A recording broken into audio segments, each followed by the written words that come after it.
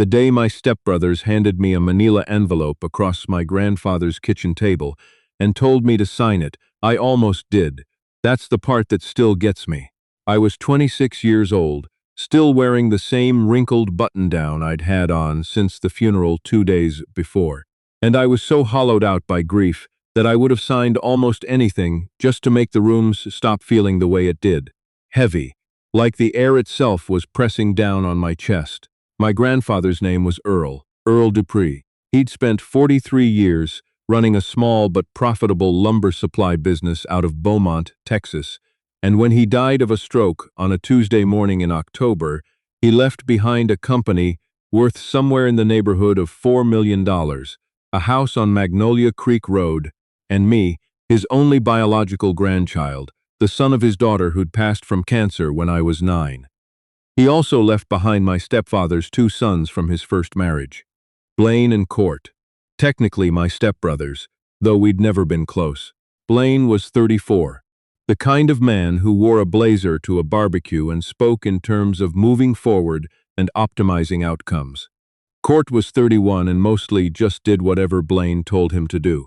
My stepfather, their father, had married my mother 8 years after I came to live with my grandfather. It was a good marriage, as far as I could tell. My mother was happy. I was already living full-time with my grandfather by then, helping him run the yard, learning the business from the ground up. I knew the price of a board foot of pine better than I knew most of my classmates' last names. When my mother died 3 years ago, my stepfather inherited her portion of the estate. When he remarried the following year and then passed away unexpectedly from a heart attack 6 months before my grandfather, the whole arrangement got complicated in ways nobody had anticipated. His sons, Blaine and Court, were suddenly circling. The envelope they slid across the table contained a transfer of interest agreement. It was 16 pages long and written in the kind of legal language that sounds reasonable until you read it twice. Basically, it proposed that I relinquish my claim to the lumber business and the Magnolia Creek property in exchange for a one-time payment of $40,000 and the right to maintain employment at the company for a period of 12 months. $40,000 for a business worth $4 million. I looked at Blaine. He looked back at me with the polished patience of a man who had already decided how this was going to go. "It's fair, Jonah," he said. "Granddad didn't have an updated will. The estate is complicated. This is the cleanest solution." I put the envelope down. "I'm not signing this," I said, and that was the beginning of the worst year of my life. What followed was a legal fight that drained everything I had. Blaine and Court had retained an estate attorney, a sharp one, out of Houston, and they contested that my grandfather's most recent will, which had been drafted 7 years ago and clearly named me as primary heir to both the business and the property, had been superseded by an unsigned amendment that they claimed he'd been working on before his stroke. I couldn't afford a firm like theirs. I found a solo practitioner named Ms. Keene out of Beaumont who took family estate cases on a contingency basis. She was sharp and she believed me, but she was also honest. This kind of thing could take 18 months minimum, and if the amendment was ruled admissible, I could lose everything. In the meantime, Blaine had maneuvered himself into the operating seat of the company. There was nothing technically illegal about it. My grandfather's estate was in probate, and someone had to keep the lights on. He hired a manager. He restructured 2 supplier contracts. He started talking about rebranding. I was still showing up every morning because no one had told me not to, and because that yard was the only place left on earth that smelled like my grandfather. Blaine called me into the office, my grandfather's office, with my grandfather's old deer mount still on the wall, and told me calmly that my presence at the yard was creating confusion among the staff, and that it would be best for everyone if I took some time away while the legal matters resolved. I stared at that deer mount for a long moment. Then I picked up my jacket and walked out. I sat in my truck in the parking lot of a Whataburger on Route 90 for a solid 40 minutes, not ordering anything, just watching the traffic. I had about $6,000 in my checking account, a 2011 Ford F-150 with a cracked windshield, and no idea what to do next. My phone buzzed. It was Miss Keene. "Are you familiar with the property on the Sabine River?" she asked. "Outside of Deweyville?" I thought about it. My grandfather had mentioned something once, years ago, about a piece of land his own father had left him. I'd always assumed it had been sold. "Maybe," I said. "Why?" "Because it's not in the contested portion of the estate," she said. "It's listed separately, in a trust that predates your grandfather's marriage to your step-grandmother by 20 years. It goes directly to you. No dispute." She gave me the address. It took me an hour and 40 minutes to find it. The land was 11 acres on the east bank of the Sabine, accessed by a gravel road that had mostly been reclaimed by the East Texas undergrowth. Sweet gum and loblolly pine grew right up to the road's edge, and by the time I got a quarter-mile in, my windshield wipers were pushing Spanish moss off the glass. The structure that sat at the end of the road was not what I would have called a house. It had been one, once. From the shape of it, the broad front porch, the pitched tin roof, the river rock chimney, you could see what it must have looked like maybe 40 years ago. Now the porch was half collapsed, one corner sagging into the ground where the support post had rotted through. The tin roof had held up better than most, but there were gaps where the panels had buckled and separated, and in those gaps, something had built a nest the size of a satellite dish. I stood in the tall grass and looked at it for a long time. Then I got my crowbar out of the truck bed and walked up to the front door. The inside was worse than the outside, and also somehow better. Worse because there was water damage along the entire north wall, and the kitchen floor had buckled so badly you had to step carefully or your boot would go through. Better because the bones of the place were solid. Original heart pine floors, heavy timber framing, a river rock fireplace that was structurally perfect as far as I could tell. My grandfather, or his father before him, had built this place to last. I had $6,000, a toolbox, and nothing else to do, so I started. I'm not going to pretend I had a plan. The first 2 weeks were mostly just clearing, hauling debris, pulling up rotted flooring, tearing out the sections of wall that couldn't be saved. I borrowed a chainsaw from a neighbor a mile down the road, a quiet older man named Mr. Thibodeau, who asked me twice who my family was and then, when I told him, nodded slowly and said he remembered my grandfather as a good man. I slept in the truck most nights, or on an air mattress I set up in the one interior room that didn't leak. I drove to the Dollar General in Deweyville for supplies and to the library in Orange for Wi-Fi, where I watched YouTube tutorials on structural repair, subfloor replacement, tin roof patching. I kept a notebook, an actual paper one, where I tracked every expense. At the 6-week mark, I had replaced the 3 worst sections of subfloor, repaired the porch support posts with pressure-treated lumber, and patched the roof well enough that it no longer rained inside. My back hurt every morning. My hands had blisters on top of blisters. I ate a lot of peanut butter, but something was happening that I hadn't expected.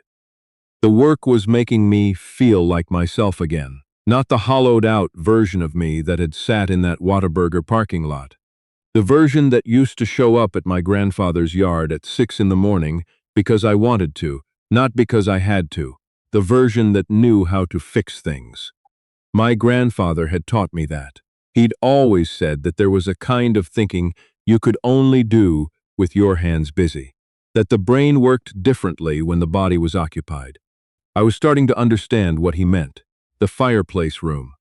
What would have been the main bedroom, based on its size and the way it faced the river, was the last room I got to. It was in better shape than the rest structurally, which was why I'd left it for the end.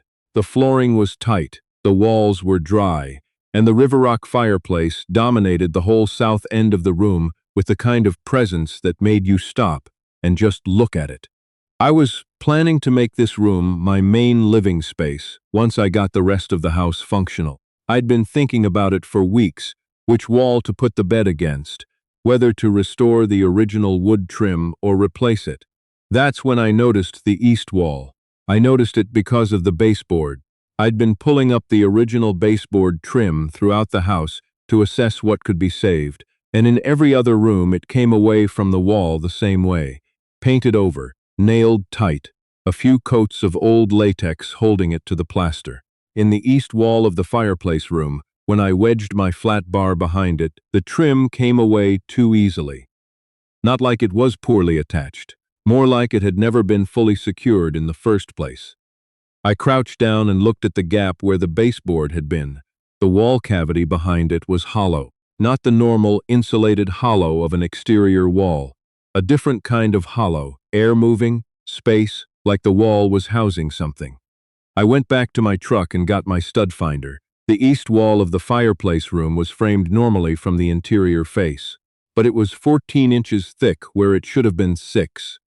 And the stud finder was picking up a framing structure inside that didn't match any structural purpose I could identify.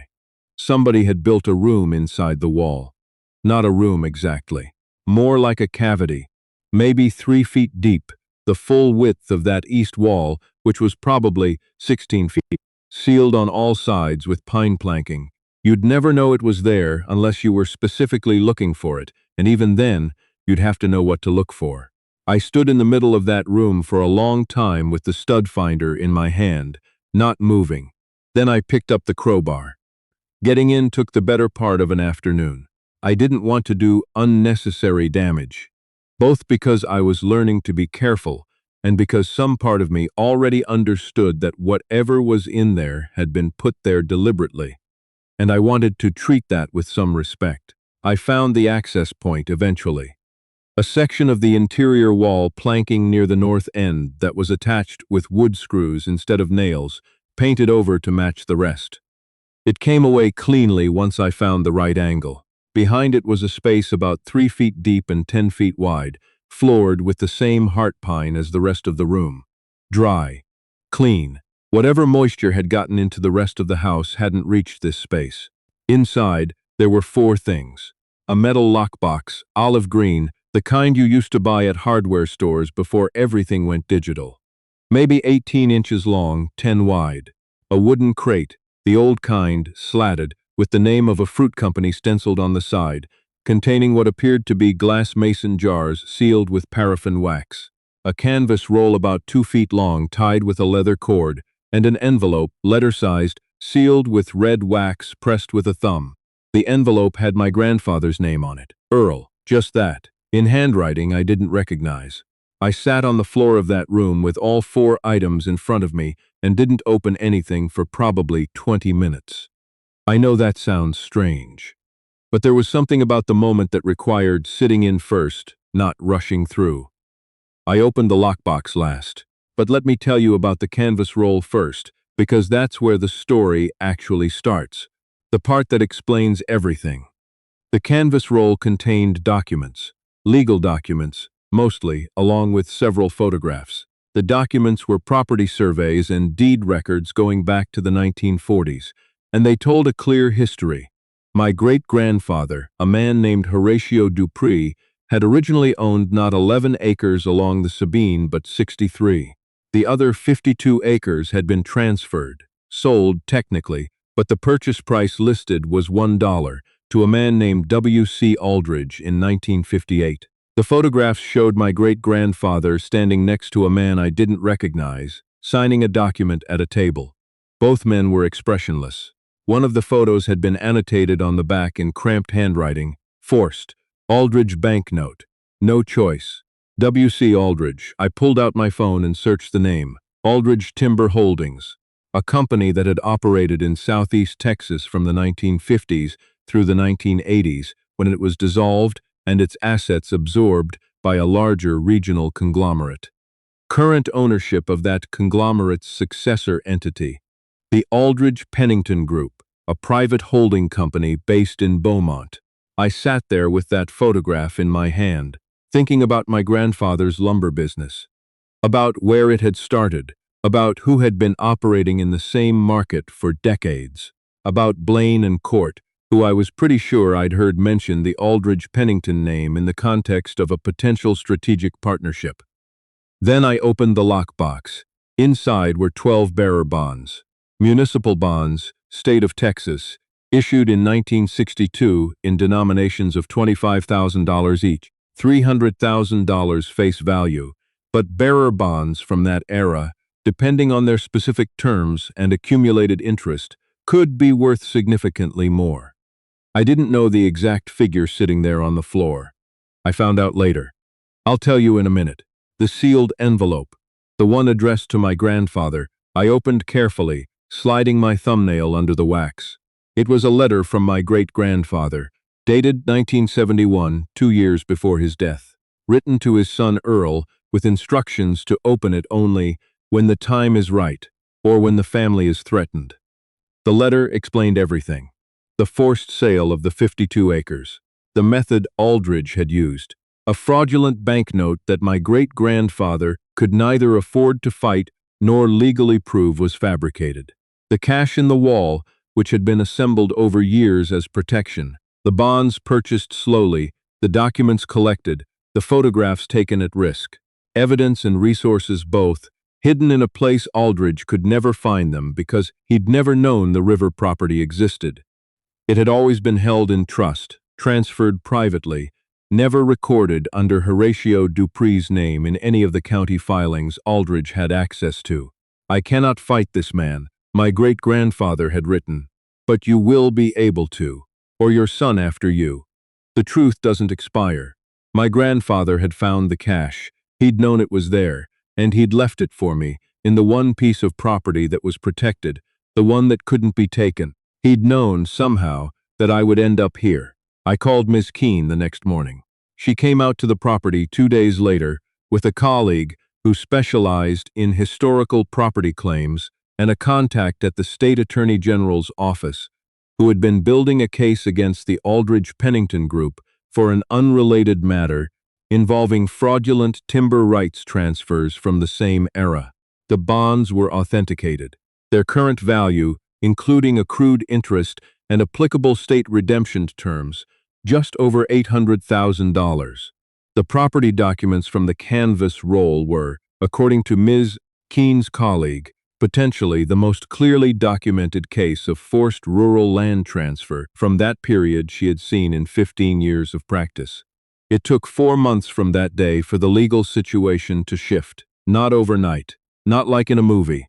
Real legal work is slow and expensive, and full of moments where you're not sure what's going to happen. But the combination of the AG's existing case, the newly surfaced documents, and the attention that the forced transfer claim attracted from a legal advocacy organization in Austin created pressure that the Aldridge-Pennington Group was not prepared for. At the same time, the contested will amendment that Blaine and Court had been relying on fell apart when Miss Keene's handwriting analysis came back. The amendment had not been written by my grandfather. The signatures didn't match any authenticated sample from the last 5 years of his life. I'll spare you the full procedural timeline. Here's what matters. On a Thursday afternoon in February, I sat in a conference room in Beaumont with Ms. Keene on one side of me and an empty chair on the other where my grandfather would have sat, and across the table were Blaine, Court, their attorney, 2 representatives from Aldridge-Pennington, and a mediator from the court. I'd spent the morning before the meeting walking through the lumber yard, my grandfather's yard, one more time, the way I used to when I was 14, and he'd send me to do inventory counts before school. I knew every row, every rack, every particular smell of freshly cut pine mixed with diesel from the forklift. In the conference room, I didn't yell. I didn't make speeches. I'd thought I might want to, in those long months of working on the river house, imagining what I'd say.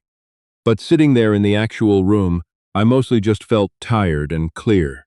The mediator walked through the findings, the forged amendment, the bearer bonds, the property documentation, the connection to Aldridge-Pennington's historical conduct. Blaine looked at the table in front of him. Court looked at Blaine. Their attorney asked for a brief recess and didn't come back for 20 minutes. When they returned, the offer on the table was full withdrawal of the will contest, immediate transfer of operational control of the lumber business back to the estate, and a settlement on the historical land claim that I won't disclose in full, but that was, let's say, significant. I looked at the mediator. She gave me a small nod. "That works," I said. "I'm writing this from the river house. It's late April now, and the Sabine is running high from the spring rains, and through the window above the desk I can see the water moving through the cypresses. The house isn't finished. It might not be finished for another year, but the roof holds, the floors are solid, the fireplace works, and the east wall has been rebuilt. Open now, the hidden cavity gone, the room expanded by 3 feet into what is now the best reading corner I've ever had in my life. I drive to Beaumont 3 days a week to work on getting the lumber yard back to where it was. It's slow.